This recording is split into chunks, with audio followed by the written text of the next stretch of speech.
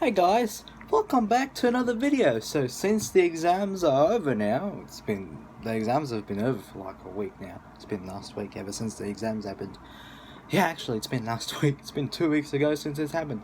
So we have a lot to unpack because for the past few weeks a lot has happened, and I will go from personal experiences to my opinions on international affairs and other stuff, or internal affairs within this country. But of course, let's start off first with my uh, personal experience. So let's start off first with something that happened earlier, much earlier. I woke up early at 4 a.m. I believe it was 4 a.m., 4:30, 4:20 something, 4:15. I don't know. I woke up at 4:30 a.m. to spot a British Airways A380. Now, if you don't know what an A380 is, it's basically a double-decker plane made by the company Airbus. And Airbus is a French company that makes planes. They're very well known, especially for the A380. And of course, as a enthusiast in planes, I guess I have some knowledge about this. So yeah, but before the A380 there was the 747, which is another legendary aeroplane. It was like the A380, but it is not really fully double-decker. Now, I have made some videos about the 747. You have seen a video where I spotted a 747 on camera. Well, the 747 has a small hump on the top, which is kind of like its double-decker. So Philippine Airlines once had its own 747, so let me just pull up a 747. Hold up. Okay, never mind. 747. So here in my example I have this Philippine Airlines 747. So you could see that there's it's just like that there, but over here is a hump, and there's windows there on top. So it's like, I think it's the first class or something. But yeah, so that's the 747. Now we will now check the A380. I believe. Okay. So I'm just gonna get a proper photo of it. Oh yeah, let's get this one. Qantas. So that is the A380. So you can see it's fully double-decked. It looks very fat, and it also has 4 engines like the 747. And Qantas used to have a 747 as well. The 747 was like during the golden age of air travel. The 747 was very iconic, especially during, I don't know, the 70s, 80s, and 90s. Almost every airline had a 747, or like an airline just has 747s because it was like the premium aeroplane of the time. And then Concorde came, the supersonic airliner, passenger airliner, until 2003. Well, the Concorde wasn't really like, it's kind of within the niche market because it was very expensive, considering that it was a supersonic plane.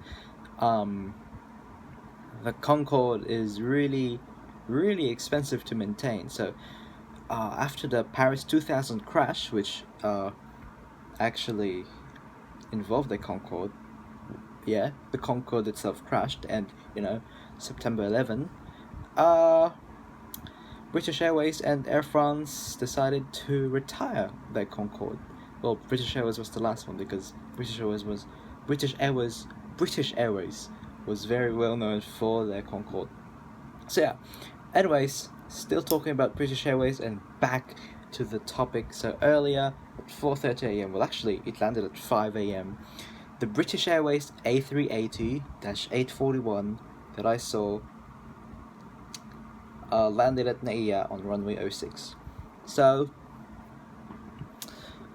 I was looking through Flight Radar 24 in my laptop, and everyone was going from runway 13. Everyone was landing and taking off from there. So, oh wow, I'm gonna pull up another map, okay? I'm gonna pull up a map. I wanna give you guys visuals, to be honest. I love visuals. Okay, so this one over here is the main runway. So this is 2406, 0624, 2406, and this one right here is runway 13 and 31. I believe,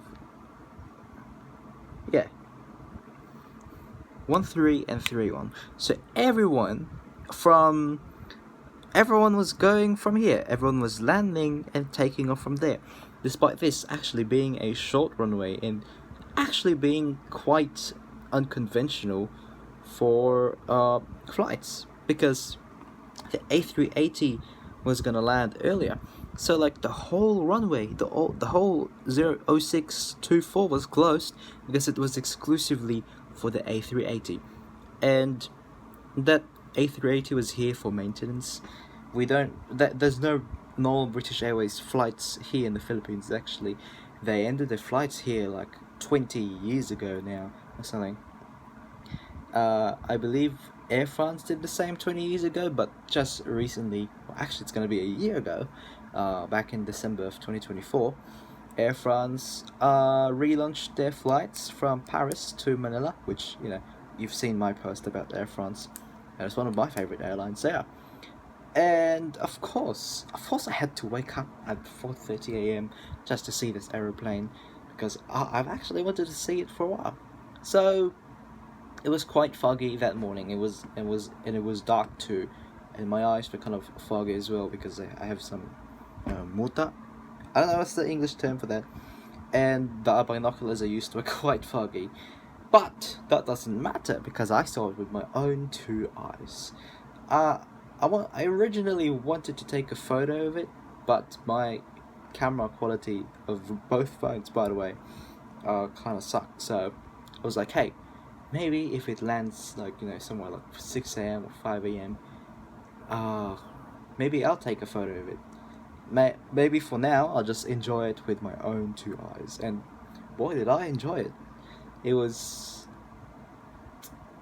really that, you know, I don't really feel like, I don't even know how to describe that feeling, but it was just, and it was, I believe it was like, you know, it's a rare thing because, again, British Airways doesn't fly here, so it's one of the 3 European carriers that I've seen so far in the Philippines, other than KLM and Air France.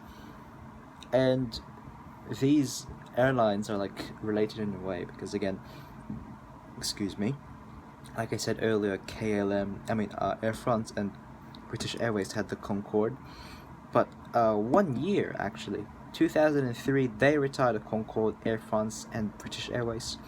1 year, 2004, Air France and KLM merged into one company, but still they're two different airlines because they are flag carriers of different countries. So yeah, so in a way, they're kind of related, and I think that's cool. Now Lufthansa, which is the German flag carrier, also flies here with their A380 for maintenance, because the maintenance center here, the maintenance hangar here, is operated by Lufthansa Technik, and it is actually a joint venture with a company here in the Philippines, but the company that does these repairs is, again, it's a joint venture, but the name of the hangar, or the name of the maintenance center, is Lufthansa Technik Philippines, so it is owned by Lufthansa, and it's not really weird that we'd see Lufthansa in that maintenance center. So yeah.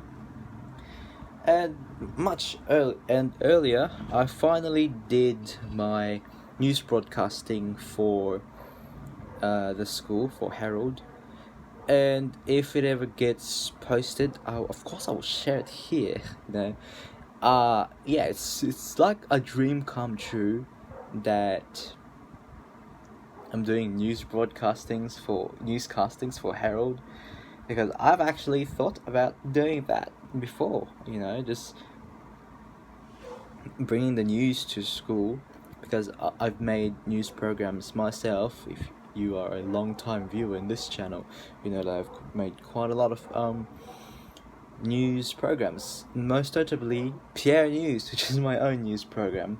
I plan to revive Pierre News if I get better equipment, because right now at the moment I don't have a projector. Well, I do have a projector, but I don't have a proper plug for it, like where I could connect my laptop to it. My HDMI cables broke, and I don't have proper lighting. My only light source at the moment is this flashlight right here, which is very handy, and it also doubles as my desk light because I don't have a proper desk light. So yeah, but either way, I made it work. With the recent upload, very recent upload, definitely not like 2 months ago or something, of the news or l'actu. I made it work with just this light and no background, no projector. I made it work. It was great either way. The production was great. But I feel like I need to have equipment like how they had in that news studio. Now the studio only consisted of like a TV for the teleprompter, a camera obviously, and some lighting, 2 lights, and a green screen. And I don't even know, man. That's something I would probably not reach because I don't really like spending my money, but I spend very big sometimes. But right now I'm just trying to save. But I also bought banknotes that cost like 691 pesos. I mean, what's the point of money if you're not gonna? I mean, what's the point of saving up for something if you're not gonna spend it in the end? I am saving up banknotes. I am saving up money after all to buy on banknotes. So like, the opportunity is there. Why am I gonna let it leave? And plus, I have the money already. So, yeah, I may have reached 3,000 by the next week, but I'm like, hey, the opportunity is there. I'm not gonna let it go. I'm not gonna let it slip away. So, anyways, I want to talk about international affairs now. I want to talk about the death of Charlie Kirk. This guy wasn't really a great guy at all. He was a far right. He was a racist. He said that women should be cooking. He said that women should be bearing babies or something. And I don't believe that they should be doing that. And he said that a lot of crimes has happened because of black people. And I don't believe that. I don't believe that at all. He advocated for like, I don't know, the white people being dominant in the United States, and his ideology was bad. It was bad, and it's in some countries they have this right wing thing. It's just really concerning. Even in India, it's concerning. They're persecuting Christians in India because of their faith, and in India, the right wingers there are mostly like, Hindu religious nationalist groups, and again, if you're a Christian or something, they would persecute you. So yeah, that's really scary, to be honest. In Europe, there's a lot of right wingers as well. There's a lot of right wing political parties, and people are voting them. And some are just saying, "Save Europe," these immigrants have done this, something like that. And honestly, as much as I don't like the idea or the ideology of Charlie Kirk, I believe that it's not good to mock his death. I believe it's not good to mock death. I mean, this is disrespect. Sure, he's horrible. He thinks horribly. He doesn't think straight.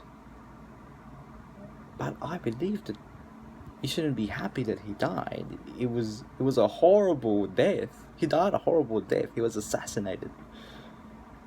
And I don't know, it's just kind of triggers me. Not really like so bad, but it triggers me because why are you doing this? I mean, I get it, but like, why? I get that he's a right wing. I get that he's racist, but do you really have to do this? You're as horrible as him. In at this point, you're as horrible as how he thinks. The way you do this thing, the way you do these things, you are as horrible as him. still remember the Ocean Gate incident, and everyone was like happy that the millionaires in there died for some reason. I don't even know what they did, to be honest. I believe the smocking is just stupid. And the I don't know, the assassination of this insurance company CEO by Luigi Mangione. I don't know. I feel like it's just. I mean, yeah, he's the cause of high medical prices in the United States, anyways. I mean, all of these are none of our problems, by the way. I just want to share my views. But, like, after all, a murderer is still a murderer. I mean, we have our own different interpretations of a person. But for me, Luigi Mangione, that guy who assassinated the CEO, I believe that he advocates for something good, you know. He knows how the Americans struggle with healthcare, and I'm glad that he knows that. But he's still a murderer. But I still don't like that Medicare CEO guy. But I will not mock his death, obviously.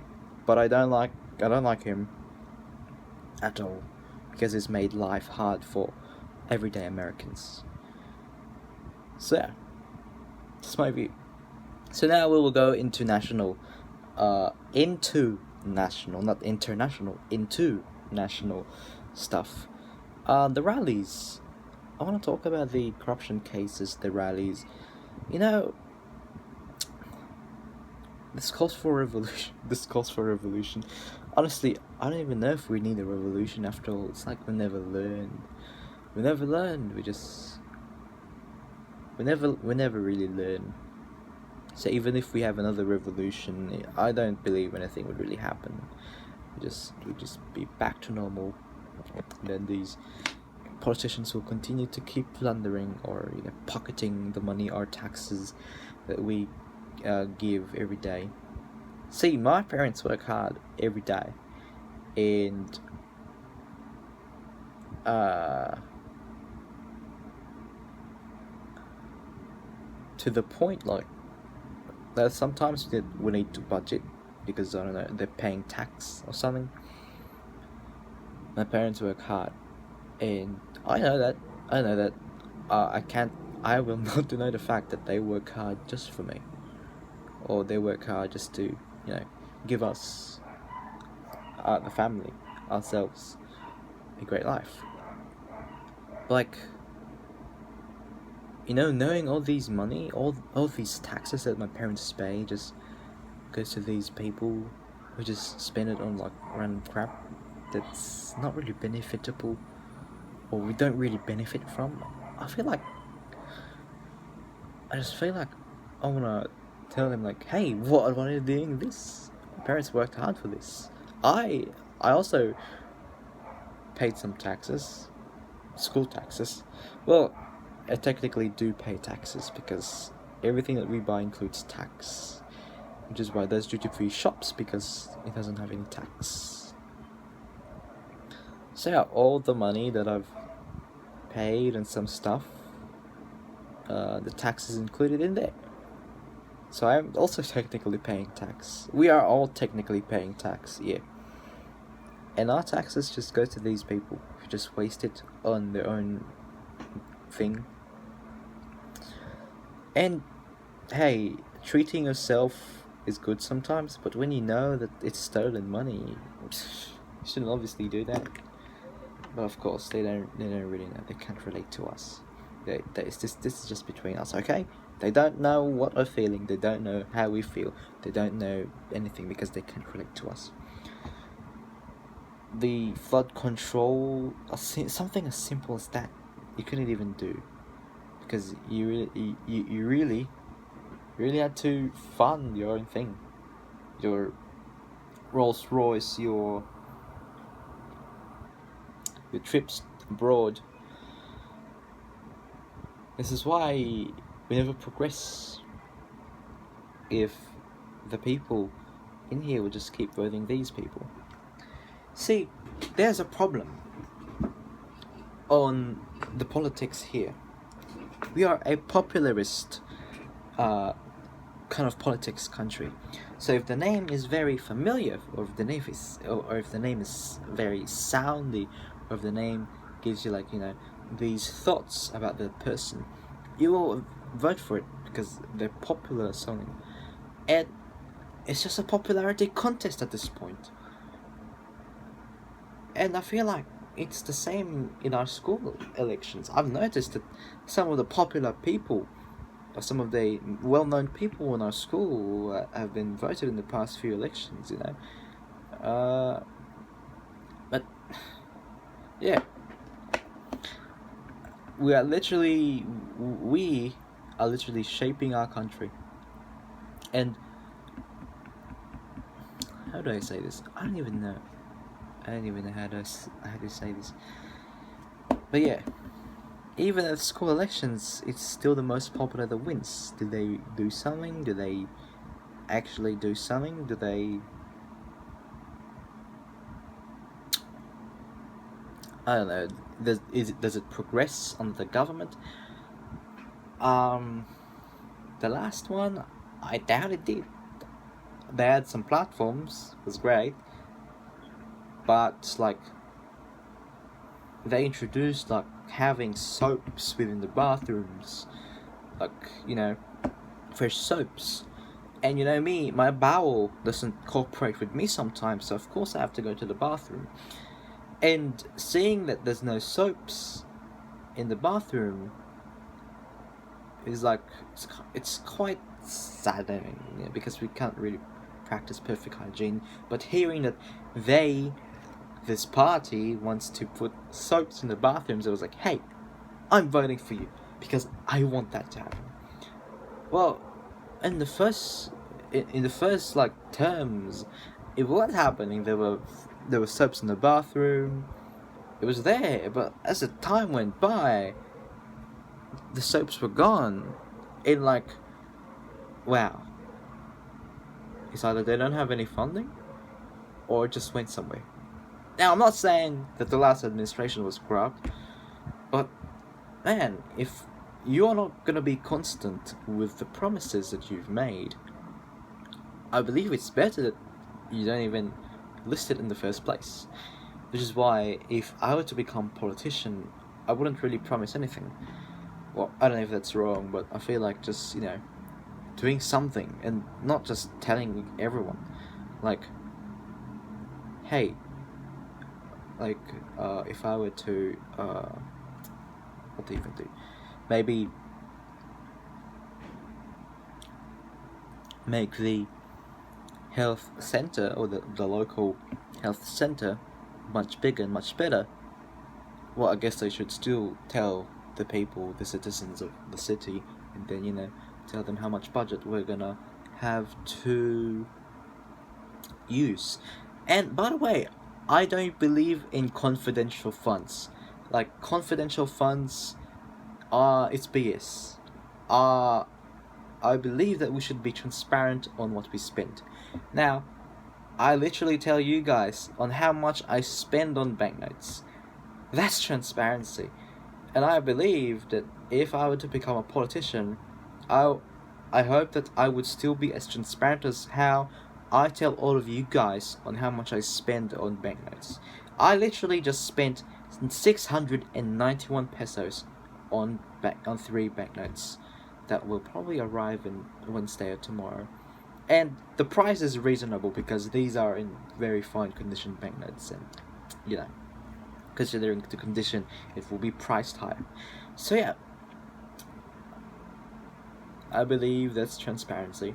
But transparency doesn't just limit there, it limits to more.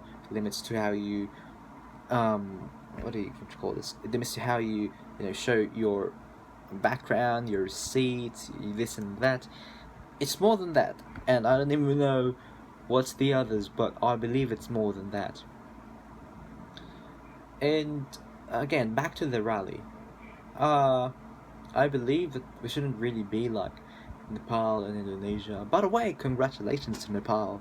Vive la République, vive la Révolution. Well, it's not really the language of Nepal, but you know, it's a revolution, and this proves that the power is within the people. And the reason for the riots in Nepal, by the way, was because they had a similar case to us, where these nepo babies in Nepal, the nepo babies, the nepo babies of corrupt politicians, they were also posting their stuff online, and like the government wanted to ban the social media in Nepal because, you know, they were saying all this and saying all that, and uh the population, mostly the Gen Z population, they were like, this is like silencing us, you know. It's, if you think it that way, it's literally silencing them, because they are literally seeing how much wealth have been wasted from the country, how corrupt these people are. And if the government ever tries to do that, if our government ever tries to do that, just to hide all of these, I don't even know what will happen. It's either the president gets ousted, the whole government gets ousted, and you know what's ironic? They voted the new prime minister in Discord. And I believe that's really cool, voting a prime minister in Discord. And this is really symbolic. I watched a Paulol video earlier. That's the name of the YouTuber.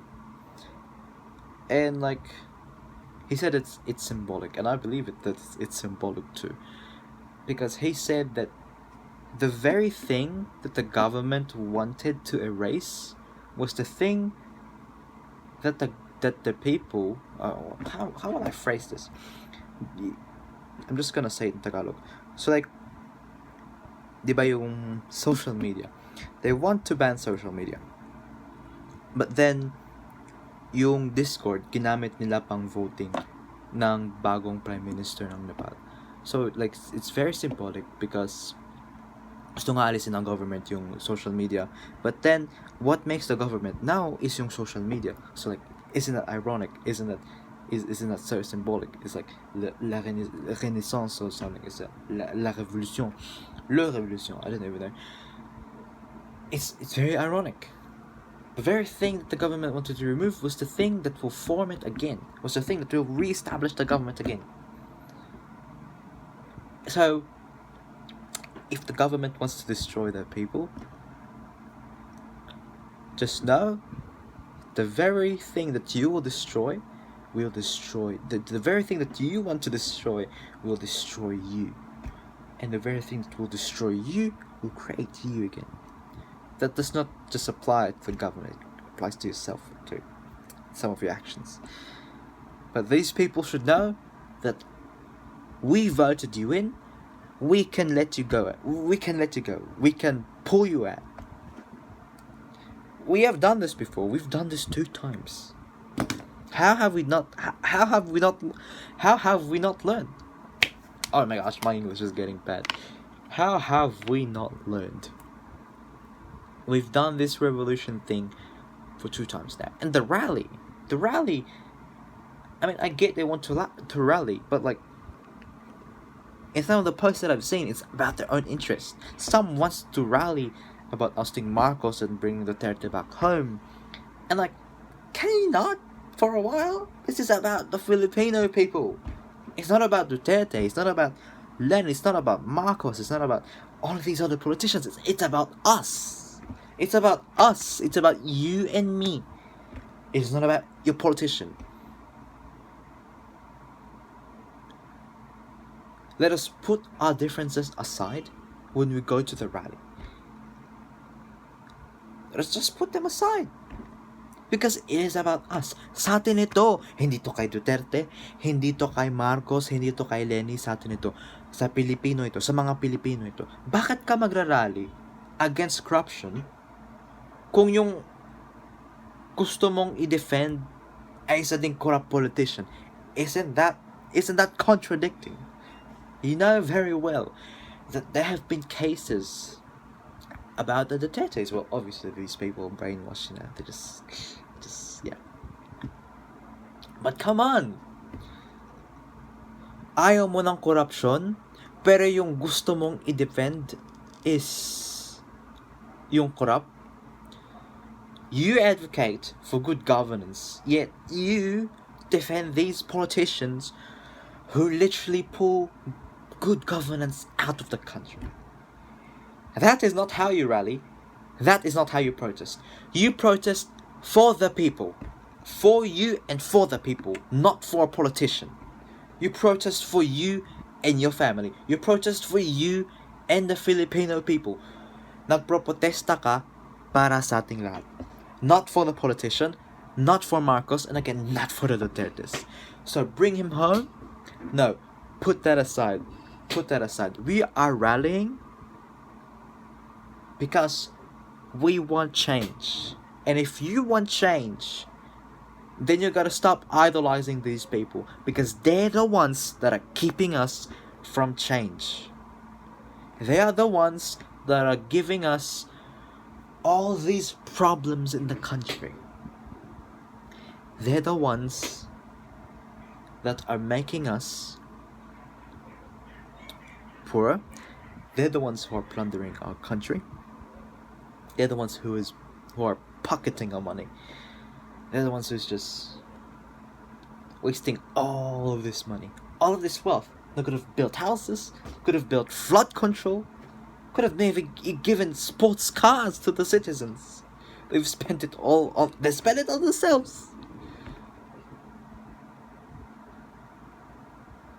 So yeah, if you want to go to rally, make sure that you yourself, you're rallying for the Filipino, and for the Filipino people only, for us, for all of us, for you and for us, for the Filipino people. Hindi kay Duterte, hindi kay Marcos, hindi kay Lenin, not for everyone, not for any politicians at all. You want change, okay?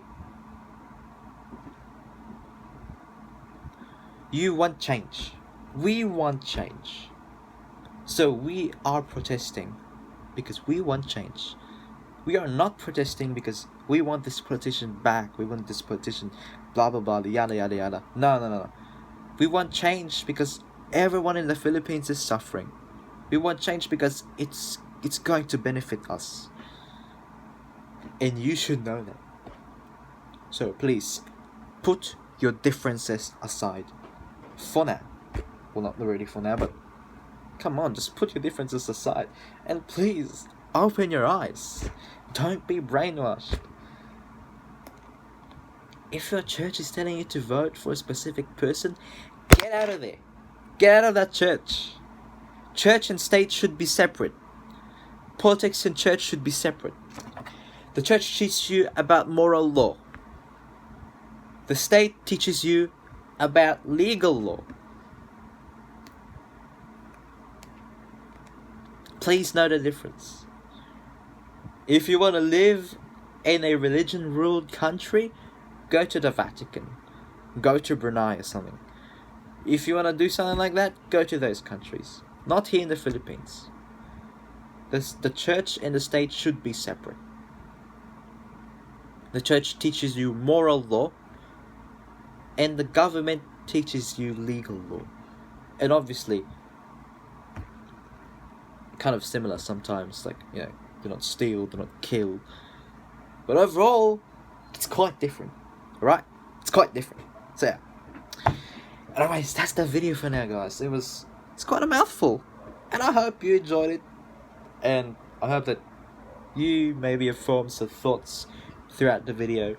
And if you reached through the end here, I want to thank you, because I've made some other videos, like, 15 minutes, 48 minutes. So if you reached this part of the video, I want to congratulate you that you have seen this part, and I want to thank you that you've watched all the way here, which proves that you really listen. Well, sometimes I don't, but it's great that someone listens. So that's the video for now, guys. I'll see you in the next one, and I hope you have a great day. Goodbye.